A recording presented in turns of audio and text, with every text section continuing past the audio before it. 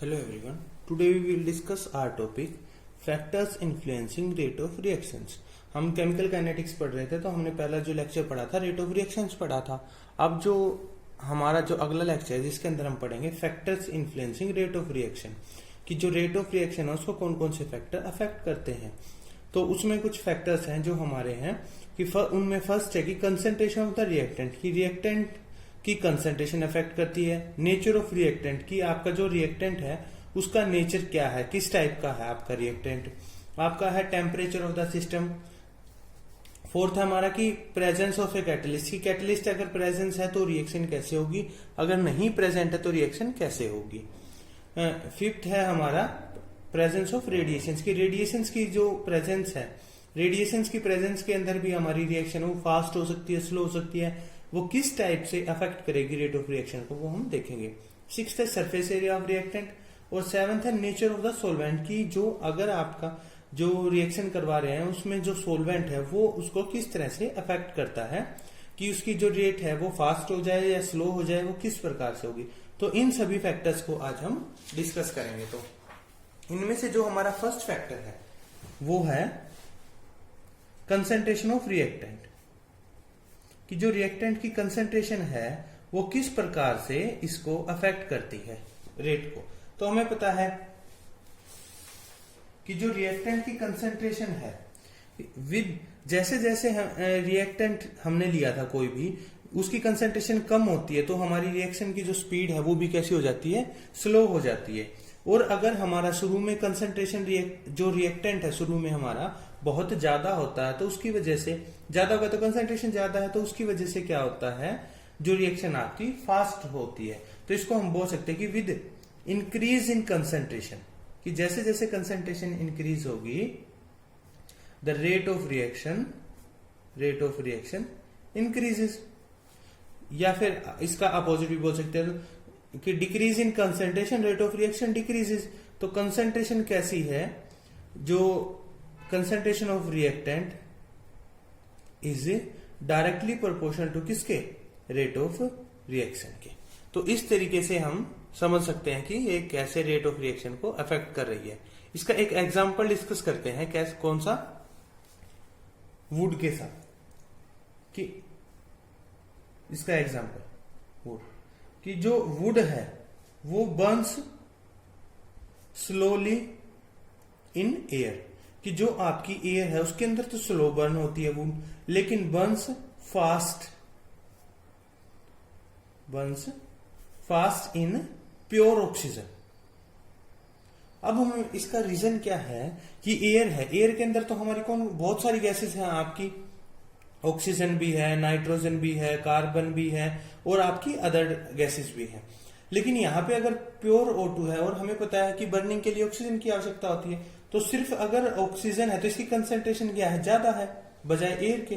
तो कंसेंट्रेशन ज्यादा होगी तो आपकी रिएक्शन है वो भी कैसी होगी, फास्ट होगी। तो ये बहुत सिंपल एग्जांपल था, मैंने डेली लाइफ से रिलेट किया ताकि आसानी से हम इसको समझ पाए कंसेप्ट को। तो ये इसका हमारा फर्स्ट था पॉइंट। अब आता है सेकंड क्या आता है, nature of reactant. Nature of reactant, कि जो रिएक्टेंट का नेचर है वो भी अफेक्ट करता है किसको, रेट ऑफ रिएक्शन को। तो देखते हैं हम हमारे पास दो रिएक्शंस हैं, लेते हैं कि NO गैस है आपका, नाइट्रोजन ऑक्साइड प्लस O2, इसकी प्रेजेंस में जब रिएक्शन होती है तो क्या हमारा बनता है, NO2 बनता है। इसको बैलेंस कर दिया हमने। ऐसे ही दूसरी जो रिएक्शन है कार्बन मोनोऑक्साइड है, उसके जब ऑक्सीजन के साथ रिएक्शन होती है तो हमारा क्या बनता है, CO2 बनता है। लेकिन हम देखते हैं कि जो ऑक्सीडेशन है नाइट्रिक ऑक्साइड का, NO क्या हमारा नाइट्रिक ऑक्साइड है, इसका जो ऑक्सीडेशन है वो कैसा है, फास्ट है। मतलब जो रिएक्शन है वो ये फास्ट है, और जबकि कार्बन मोनोऑक्साइड इसकी ये वाली जो रिएक्शन है वो कैसी है, स्लो है। जबकि हम देखते हैं कि जो हमारा ऑक्सीडाइजिंग एजेंट है वो दोनों के केस में क्या है, सेम है। ऑक्सीडाइजिंग एजेंट हमारा क्या है, सेम है, लेकिन जो रिएक्शन है वो कैसी हो रही है, एक फास्ट हो रही है, एक स्लो हो रही है। तो हम बोल सकते हैं कि जो नेचर ऑफ रिएक्टेंट है उसके ऊपर भी आपका जो रेट ऑफ रिएक्शन है वो डिपेंड करती है। तो ये हमारा सेकंड जो पॉइंट था। या सेकंड फैक्टर था नेचर ऑफ रिएक्टेंट। इसके बाद हमारा थर्ड फैक्टर आता है टेम्परेचर ऑफ द सिस्टम। इसके बाद आता है हमारा third factor temperature of the system. ये बहुत इंपॉर्टेंट फैक्टर है हमारा जो इन्फ्लुएंस करता है। जनरली हमने क्या देखा है कि with increase in temperature rate, हम बोलते हैं ऐसा, रेट ऑफ रिएक्शन इंक्रीजेस, ये हम बोलते हैं। फॉर एवरी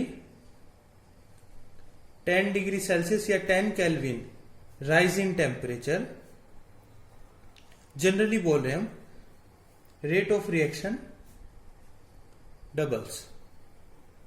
कि जो हर जो 10 डिग्री इंक्रीज करते हैं हम टेम्परेचर को या केल्विन में या डिग्री सेल्सियस में, तो जो रेट ऑफ रिएक्शन है हमारी नियरली डबल हो जाती है, कई बार ट्रिपल भी हो जाती है या 3 टाइम्स भी हो जाती है 4।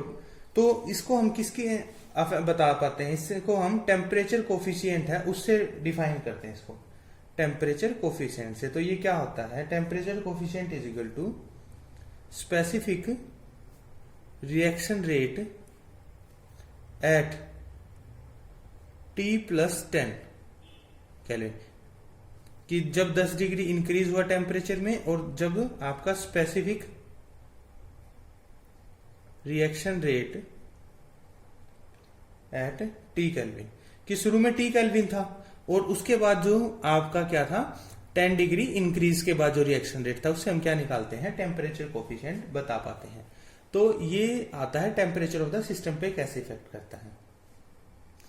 तो अगर हम बोलते हैं एक्सोथर्मिक रिएक्शन है, एक्सोथर्मिक रिएक्शन है, तो एक्सोथर्मिक के केस में क्या होगा, हीट रिलीज होती है आपकी, हीट रिलीजेस,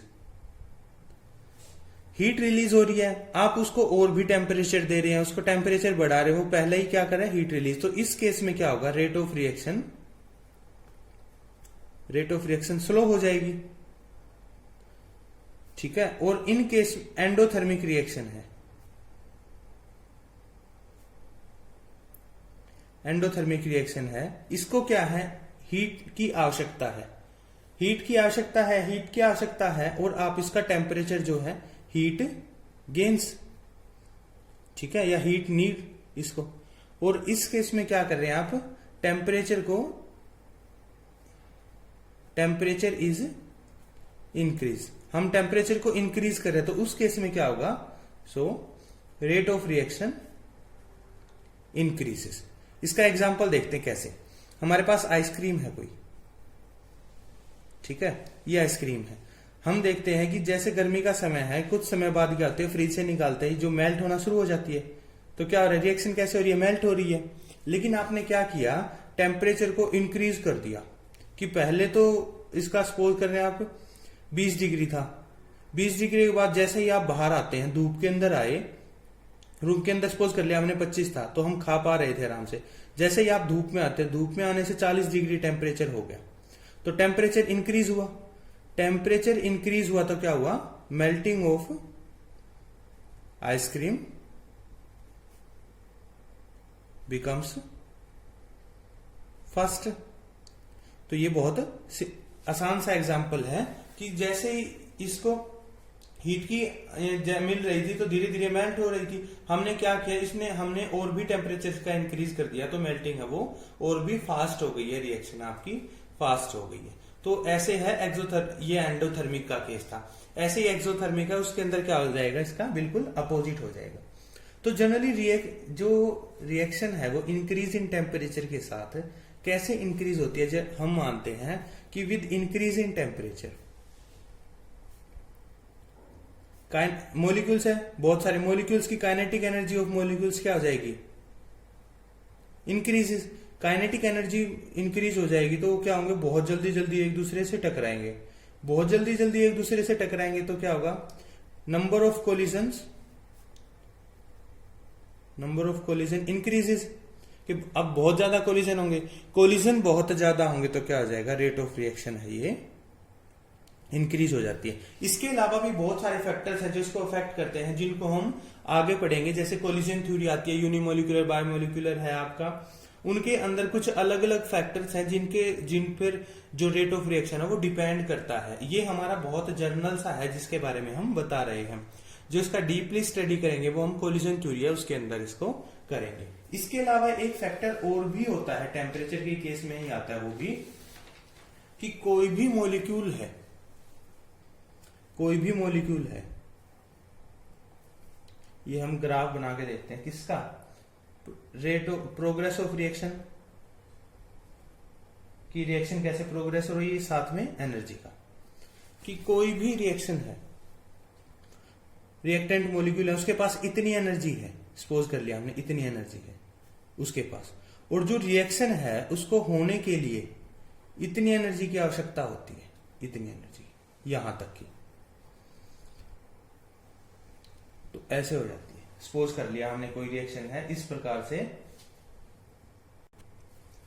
ये किस टाइप का होगा, यहां पे देख रहे हैं एनर्जी क्या है, रिएक्टेंट मॉलिक्यूल है इस समय, ये आपका रिएक्टेंट है और ये क्या आपका प्रोडक्ट है, ठीक है। तो रिएक्टेंट की एनर्जी क्या है, ये आपका एनर्जी है सारी, रिएक्टेंट की एनर्जी इतनी है और प्रोडक्ट की इतनी है, तो एनर्जी क्या हो रही है, कम हो रही है, तो मतलब क्या हो रहा है, एनर्जी रिलीज हो रही है, तो किस टाइप की है, ये एक्सोथर्मिक रिएक्शन है। हमने सिंपल ग्राफ से समझ लिया इसको। अब दूसरी बात समझते हैं कि इस रिएक्टेंट मॉलिक्यूल के पास इतनी एनर्जी थी उसके पास, और उसको रिएक्शन कंप्लीट होने के लिए इतनी एनर्जी की जरूरत होती है। अब इतनी एनर्जी है तो क्या होता है कि कुछ रिएक्शंस आप देखते हैं नॉर्मल टेम्परेचर पे नहीं होती है, लेकिन जैसे ही टेम्परेचर इंक्रीज होता है, हाई टेम्परेचर हो जाता है, तो रिएक्शन क्या होती है, हो जाती है। इसका कारण क्या है कि उसके पास शुरू में इतनी एनर्जी थी, लेकिन एनर्जी जो रिएक्शन होने के लिए इतनी एनर्जी चाहिए थी, अब वो क्या करेगा, उसके पास इतनी सारी एनर्जी, इसकी कमी है, तो क्या करते हैं, जैसे ही टेम्परेचर इंक्रीज किया, हम बोल रहे हैं हाई टेम्परेचर, हमने टेम्परेचर बढ़ाया, तो टेम्परेचर बढ़ाने से क्या होगा, उसकी काइनेटिक एनर्जी बढ़ेगी, तो क्या होगा, वो मॉलिक्यूल्स हैं जो उस रिएक्शन को आसानी से कर पाते हैं। तो ये जो है इसको हम क्या बोलते हैं, रिएक्टेंट मॉलिक्यूल के पास जो एनर्जी है, ये एनर्जी, ये इसको हमने सप्लाई किया, किस प्रकार से सप्लाई किया, हाई टेम्परेचर प्रोवाइड करा के, तो इसको हम क्या नाम देते हैं, एक्टिवेशन एनर्जी। क्या नाम देंगे, एक्टिवेशन एनर्जी। और जो ये कंप्लीट रिएक्शन एनर्जी है, यहां से लेके यहां तक की एनर्जी जो है, ये वाली जो इस रिएक्शन को होने के लिए चाहिए थी, इसको हम क्या नाम देते हैं, थ्रेशहोल्ड एनर्जी नाम देते हैं। क्या नाम देंगे, यहां लिखता हूं मैं, थ्रेशहोल्ड एनर्जी। ये कंसेप्ट बहुत इंपॉर्टेंट है, ये समझ आ गया तो बहुत सारी चीजें आसान हो जाती है हमारे लिए। तो ये क्या है, आपकी थ्रेशहोल्ड एनर्जी है। अब हम इसको देखें कि थ्रेशहोल्ड एनर्जी कौन सी होती है, कि वो एनर्जी जो रिएक्टेंट मॉलिक्यूल को चाहिए, जो ध्यान से समझेंगे, कि वो एनर्जी जो रिएक्टेंट मॉलिक्यूल्स को चाहिए टू कंप्लीट द रिएक्शन, कि उसको प्रोडक्ट बनाने के लिए जो एनर्जी की आवश्यकता है, उसको हम क्या नाम देते हैं, थ्रेशहोल्ड एनर्जी। अब क्या था, टोटल एनर्जी चाहिए थी उसको, सपोज कर लिया हमने 100 एनर्जी चाहिए थी, 100 किलो जूल चाहिए थी, उसके पास है कितनी, 20 किलो जूल है, ठीक है। ये क्या है, जो उसके पास पोजेस कर रहा है वो पहले से ही। अब उसके पास कमी कितने की है, 100 माइनस के 20 बराबर है 80 किलो जूल की कमी है। तो हमने क्या किया, 80 किलो जूल एनर्जी को हमने प्रोवाइड करवा दिया, इतनी एनर्जी को, जो ये नाम दिया है। आप देख रहे हैं इस एनर्जी प्लस इस एनर्जी को जब हम जोड़ देते हैं तो किसके बराबर हो जाती है, थ्रेशहोल्ड एनर्जी के। तो जो ये 80 किलो जूल एनर्जी, इसको क्या नाम दिया हमने, एक्टिवेशन एनर्जी। तो एक्टिवेशन एनर्जी क्या होती है, कि the extra energy which the reactant molecule must observe, कि जो रिएक्टेंट मॉलिक्यूल एब्जॉर्ब करते हैं एक्स्ट्रा एनर्जी को टू कंप्लीट द रिएक्शन, या थ्रेशहोल्ड एनर्जी के बराबर करने के लिए। तो हम बोल सकते हैं कि जो एनर्जी हमने प्रोवाइड करवाई है उसको हमने क्या नाम दिया है, एक्टिवेशन एनर्जी नाम दिया है। तो इसके अलावा कुछ फैक्टर्स है जिसको हम कोलिजन थ्योरी में भी पढ़ेंगे। ये हमारा किसका ग्राफ था, एक्सोथर्मिक रिएक्शन का ग्राफ था। अगर हम एंडोथर्मिक का केस पढ़े तो एंडोथर्मिक में क्या होगा, एंडोथर्मिक में उसको एनर्जी की आवश्यकता होती है, तो ये क्या होगा, प्रोग्रेस ऑफ रिएक्शन, और ये क्या है, हमारी एनर्जी है। यहां हम देखते हैं कि अगर एंडोथर्मिक का केस देखें हम, क्या होगा, ये क्या है, प्रोग्रेस ऑफ रिएक्शन, और ये यहां पे क्या आएगी, एनर्जी। तो उसने क्या किया, एनर्जी एब्जॉर्ब की, तो यहां से क्या होगा, एंडोथर्मिक का ग्राफ कुछ इस प्रकार का होगा कि शुरू में उसके पास एनर्जी कितनी थी, अब थी, और अब उसके पास कितनी एनर्जी हो गई है, इतनी। तो अब एनर्जी क्या है, ज्यादा है। ज्यादा कैसे हुई, इतनी तो उसके पास थी और इतनी एनर्जी उसने क्या कर ली है, एब्जॉर्ब कर ली है। तो इसको हम क्या बोलेंगे, किस टाइप का ग्राफ है ये, एंडोथर्मिक रिएक्शन का ग्राफ है, एंडोथर्मिक रिएक्शन का ग्राफ है। और इसके लिए एक्टिवेशन एनर्जी कितनी होगी, इतनी एक्टिवेशन एनर्जी, सॉरी यहां तक ये वाली एक्टिवेशन एनर्जी होगी, क्योंकि उसके पास इतनी एनर्जी है, इतनी एनर्जी उसको रिएक्शन को कंप्लीट करने के लिए चाहिए है। तो ये एनर्जी उसकी क्या हो जाएगी, E A नाम देंगे। ये पूरी क्या है, ये जो इतनी है इसको हम क्या नाम देंगे, ET नाम देंगे, ET थ्रेशोल्ड एनर्जी, ETH दे देते हैं। थ्रेशोल्ड एनर्जी ये एक्टिवेशन एनर्जी है, और ये एनर्जी क्या है जो मॉलिक्यूल पोजेस करते हैं। तो यहां तक हमने 3 फैक्टर्स को स्टडी किया है। हमारा जो बचे हुए 3 हैं उनको हम नेक्स्ट क्लास में या नेक्स्ट टाइम डिस्कस करेंगे। Thank you.